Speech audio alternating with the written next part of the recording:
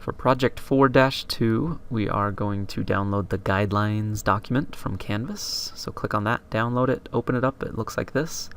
And then go ahead and save it as. So go to File, Save As, and we're going to call this 4-2 Handbook Guidelines. 4-2 Handbook Guidelines. So save that to your word processing folder. And we are going to change some things about this. Indentations of paragraphs. We're going to add some bullets.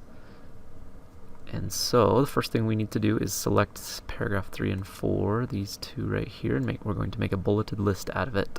So in the Home tab, in the paragraph section, right here's the bulleted list. If you click the drop down arrow, it's got some options here. We're just going to choose this solid circle here.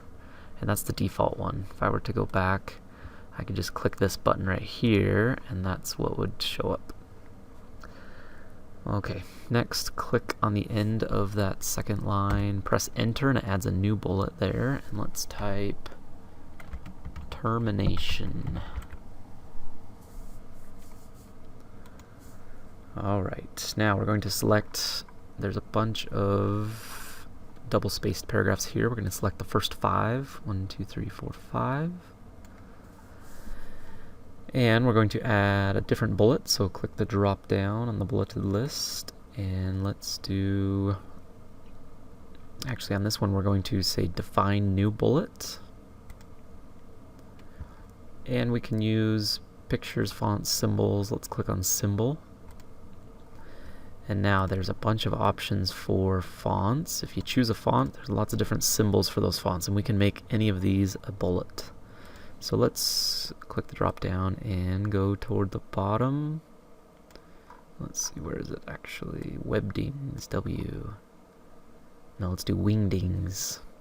So go down to the bottom, wingdings, and there's some kind of crazy ones here. Scroll up toward the top. And we're going to look for the solid diamond. It's not super exciting, but... And it's character code 116 right there. So there's a few different diamonds, but the character code tells you exactly which one it is.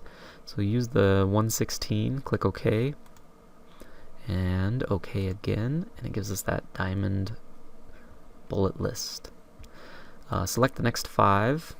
We're going to go back up to define new bullet. And this one we're going to select picture, and we have 2 options. We can select a picture from the file, something that we've saved, or just search for it right here. So click right here, we're going to search handbook, press enter, and the first one that comes up, we're going to use that as our bulleted list, or our bullets. So click on it, click insert. Some students have been having a problem. It wasn't working for them. In fact, it looks like it didn't really work for me. If it's not working, if it's not showing up, or it's not even letting you use that picture, sometimes there's little issues. So let's not worry too much about it. Let's go back, define new bullet list. Just go back to symbols and choose any one of those that you want. So it could be the clover, the heart, arrows, whatever it is. Choose one of them, click OK, and that will be the bullets for that list. Now click on one of the bullets on that second part of the list, and it selects all of the bullets. We're going to change that size, the bullet size, to font size 20. That makes it really big. So we can change it to whatever size we want by just clicking on it, which selects all of them, and changing the size. Okay, after we've got that...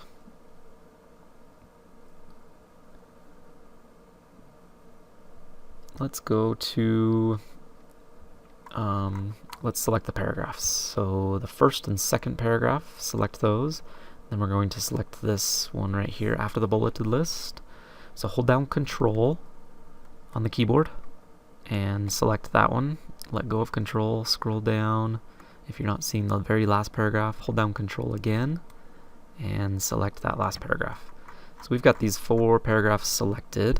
And by holding down Control, we can select different parts of this document, those paragraphs. And we're just going to put a first line indent. So in the paragraph section of the Home tab, click the drop down box, or the break. What's it called? The I forget. Anyway, it's the dialog box. Drop down, breakout, something. Click that button for the paragraph dialog box. And right here under indentation special, we're going to get first line indent, 1/2 inch. Click OK. And all of those paragraphs become indented 1/2 inch.